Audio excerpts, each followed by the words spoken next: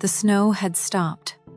London held its breath beneath a sheet of cold light, rooftops frosted white beneath a sun that barely dared to shine. Icicles clung to balconies. Car roofs glimmered like broken glass. The world was still, but inside room 317, Serafina's thoughts moved like a storm.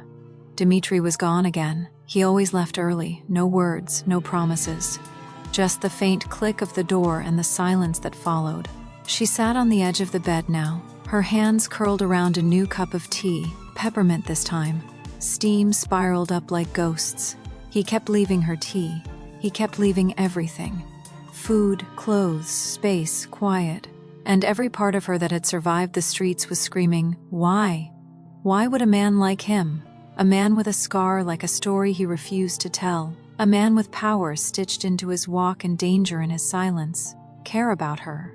Not the her with red hair and 2 sharp bones, not the her who hadn't mattered in 9 years, not the girl who slept in subway tunnels and learned to listen more than speak.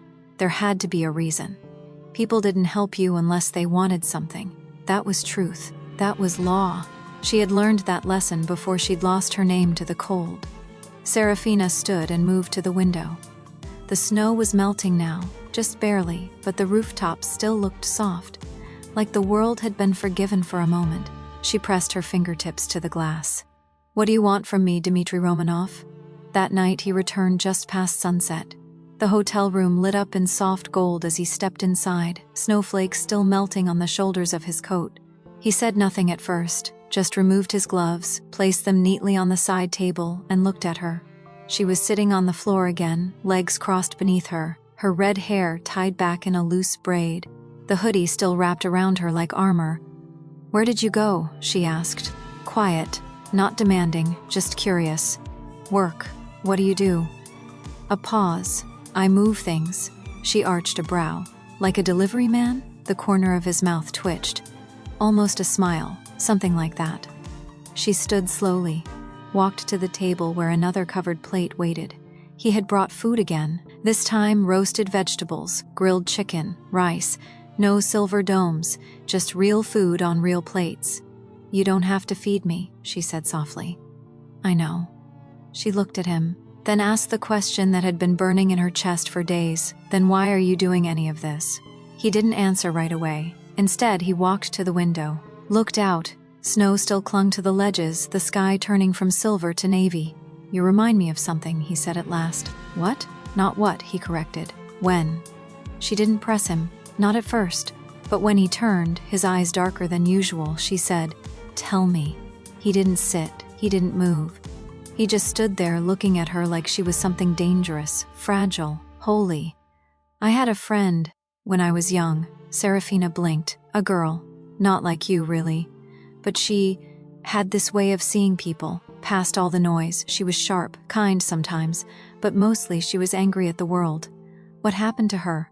She disappeared. A beat, and I didn't go after her." Silence settled between them, not heavy, just real.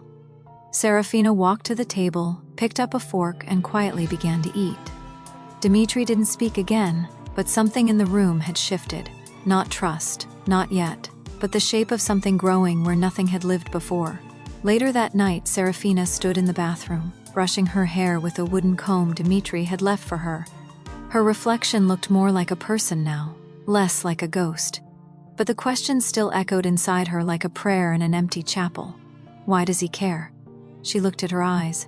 Green, wide, still shadowed by something old. Maybe it wasn't about caring. Maybe he was just lonely. Maybe they both were, and maybe, just maybe, that was enough. When she stepped out of the bathroom, the lights were low. Dmitri sat in the chair by the window, coat still on, scarf draped over one shoulder. He looked like a man carved out of the city itself. She walked over, stood beside him. Outside, London sparkled under the weight of frost. "I don't know who I am anymore," she said. He didn't look at her. "You don't have to." She swallowed. "I don't know how to be warm with people." "Neither do. First, then what are we doing?" "Trying not to disappear." She looked at him then, really looked. "Do you ever want to?" He turned his head slowly. Their eyes met, all the time. Neither of them spoke after that. But when she sat down on the floor beside his chair, rested her head lightly against his knee, and closed her eyes, he didn't move, didn't flinch, didn't breathe for a long moment. Then he reached down, gently, and placed his hand on her hair, like it was something sacred. The next morning, Serafina woke up in the bed, not on the floor, not curled in the corner like a secret, but under the blanket, head on a pillow, her red hair spread across the linen like a wildfire, dreaming she hadn't meant to. She hadn't even realized she'd fallen asleep. Her last memory was the soft weight of Dimitri's hand resting gently on her head, his fingers unmoving, his presence quiet but steady. She hadn't known warmth could come without warning. Now the hand was gone.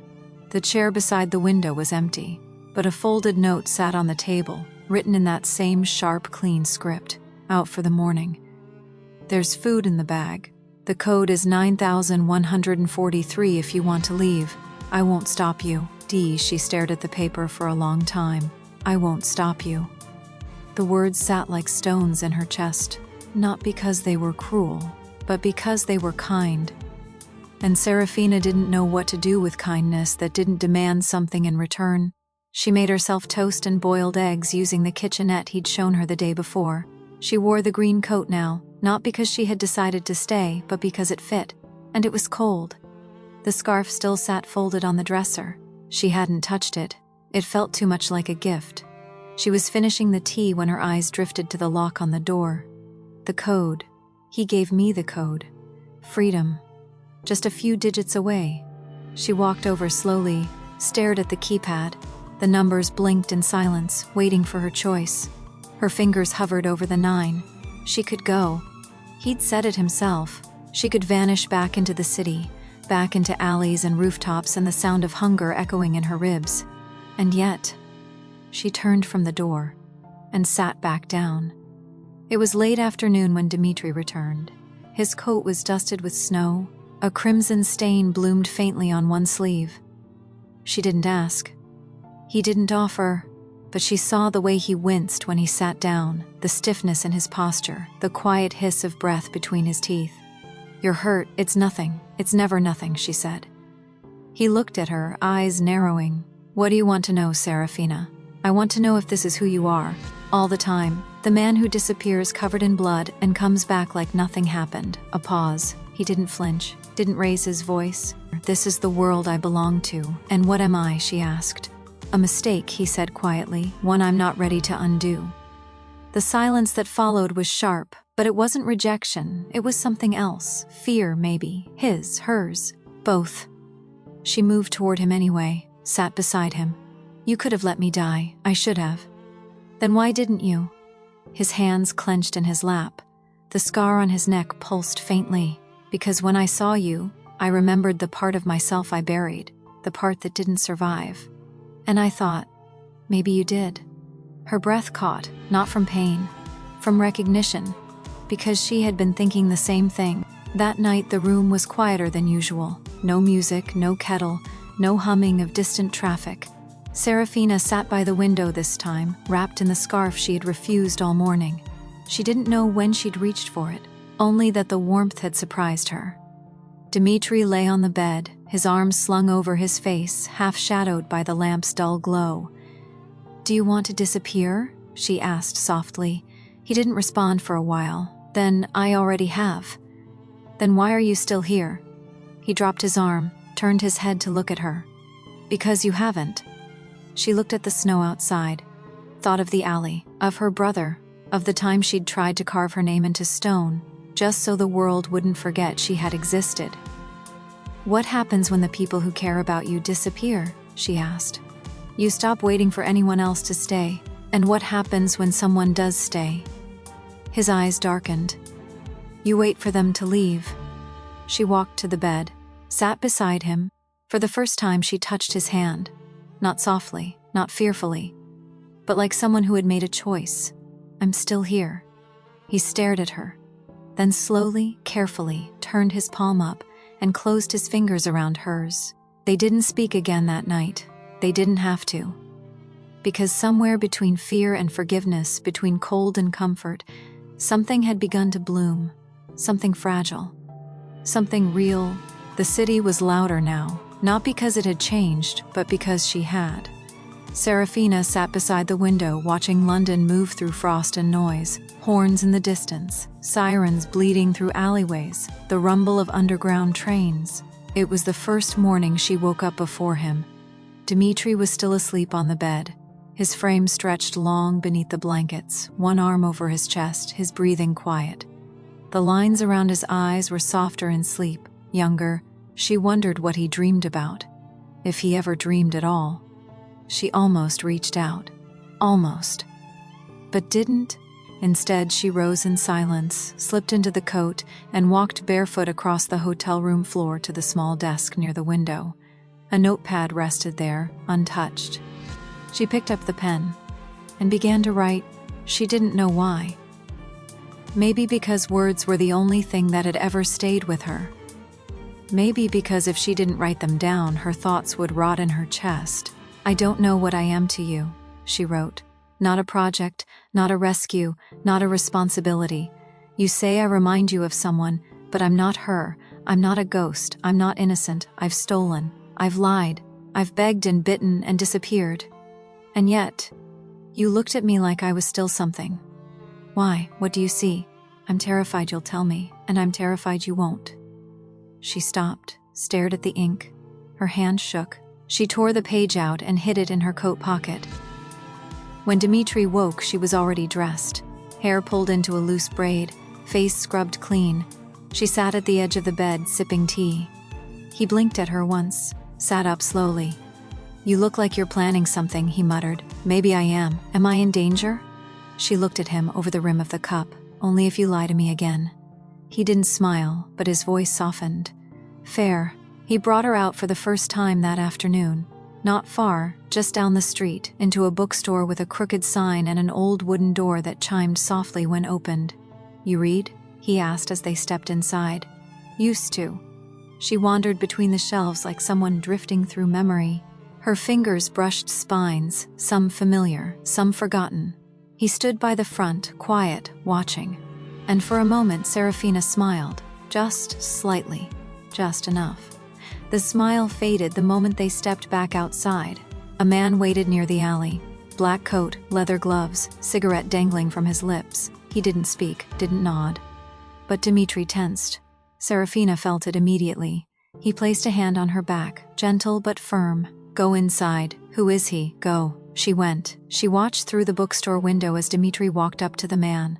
Their words were short, sharp. The man laughed once, then dropped the cigarette and walked away. Dmitri didn't move for a long time. When he came back inside, his face was colder than she'd ever seen it. That night, the air in room 317 was different. Tense, brittle. Serafina sat on the bed, her arms folded across her chest. You know I'm not stupid, she said. I know.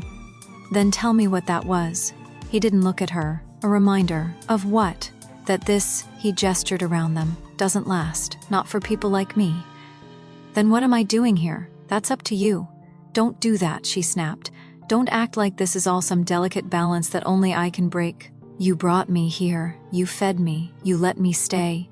You touched my hair like it meant something, and now you're pulling away like you're afraid of the burn. He looked at her then, really looked. Because I am, the words hit harder than anything else could have. Serafina, I've survived everything, guns, knives, poison, fire. But I have no armor for you, then don't wear any. A silence passed between them, thick and trembling. I don't want to hurt you, he said softly. Then don't. That night, they didn't lie apart. They didn't speak. She simply climbed under the blanket beside him, and he didn't stop her. She pressed her forehead to his chest, listening to the slow, rhythmic beat of his heart. And when his arms came around her, it was not possessive, not controlling. It was shelter, for both of them. But outside, the man with the cigarette watched from the alley. He had followed them from the bookstore. He knew who she was now, not by name, but by how Dmitri looked at her. And that meant she was important, which meant she was weakness, which meant she would not last long. The first sign of danger was the silence, not the comfortable silence that had grown between them over the past few days. not the stillness filled with quiet tea and unread books and the occasional shared glance. This silence was wrong. Sharp, pressurized. It came just after sunrise. Serafina woke to it, heart pounding, mouth dry. The hotel room was cold, the radiator quiet. Dmitri wasn't in the bed, but he hadn't taken his coat. She rose slowly. The blanket slipped from her shoulders. Her bare feet touched the carpet. "Dmitri?" No answer. The door to the bathroom was ajar, empty. She checked the kitchenette, empty. The room was still locked, no signs of struggle, but something was off. Then she saw the note, not written in his usual hand, just one word, jagged and rushed, "Stay." Her heart raced. She slipped on the coat, the green one he'd given her, grabbed the scarf and paced. She wanted to obey, to trust him, to do what he had asked. But that word on the paper, it wasn't protection, it was warning. Dmitri stood across the street from the hotel entrance, inside a parked car with windows tinted dark as ink. Beside him sat the man from the alley, the one with the cigarette. But this time there was no smoke, only tension, thick as blood in water. "You brought her in," the man said, voice calm, almost lazy. "She's none of your concern. She is now." Dmitri's jaw clenched. The man smiled without humor. "You used to be clean, Dmitri. Cold, controlled. Now you've got stray girls in your hotel suite and your driver's asking if you've gone soft. She's nothing." "No," the man said slowly. "She's everything. That's the problem." Back in the hotel room, Serafina stood at the window watching snow melt in slow drips along the ledge. She couldn't stay. She couldn't just wait. So she made a choice. She opened the closet, pulled on boots, tied her braid tight, and stuffed the torn notebook page, the one she'd written her doubts on, into her pocket. And then she slipped out the door. The city was sharp this morning, not snowy soft like the first day. This was black ice on pavement, breath that turned to knives in the air, strangers brushing past her too quickly. She walked without knowing where she was going. But something inside her had snapped. "You brought me here. You gave me safety. And then you vanished." She ducked into an alley, sat against a wall, pulled out the page, read the words again, then tore them in half. She couldn't go back. Not yet. Not until she understood who she was becoming. Dmitri returned to room 317 2 hours later. The moment the door opened, he knew. She was gone. He checked every corner, closet, bathroom. His breath tightened with each passing second. Then he found the remains of the note, shredded paper in the waste bin. His shoulders dropped. He picked up his phone. Dialed. "She left," he said simply. A pause. "No, don't follow her." Another pause. "Because if you do, I'll put a bullet between your eyes." He hung up. And for the first time in a long, long while, he didn't know what to do next. Serafina walked until her legs ached. She found herself near the Thames, standing on a pedestrian bridge overlooking the water. The sky was pale gray. The river moved like tired breath beneath her. She leaned against the railing. What am I doing? She had nothing. No phone. No plan. No one. Except him. And she'd left him. Because you're afraid. Because maybe this time someone might actually stay. And what if that hurts more than being alone ever did?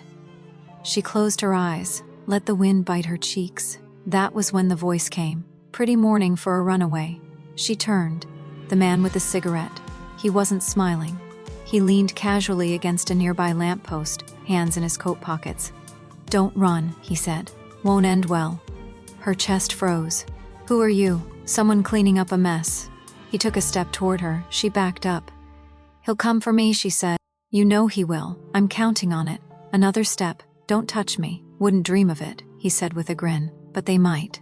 She turned and saw 2 more men stepping onto the bridge from the other side.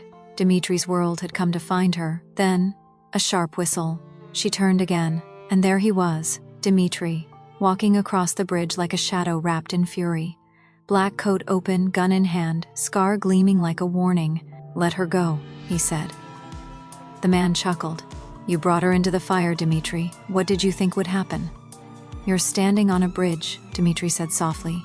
"Do you really want to test my aim?" A pause, then a nod. The 2 men backed away. "This isn't over," the cigarette man said. It is for you, Dmitri replied. Next time I see you, you won't walk away. He didn't speak to her as they walked back. Not on the train, not through the street. Not in the elevator. Only when the door to room 317 shut behind them did he finally break the silence. Why did you leave? She looked at him. Because I didn't know what I meant to you. He stepped closer. You're the first person who's ever made me feel like I could be more than what I am. Then say it, a pause. Then he whispered, You're not a mistake. She swallowed. Then what am I? He touched her cheek gently, his eyes tired and honest. You're the only thing I don't want to lose. And this time, when she leaned into his chest and let herself cry, he didn't just hold her. He let himself shake, too, because the glass had finally cracked, and everything was about to change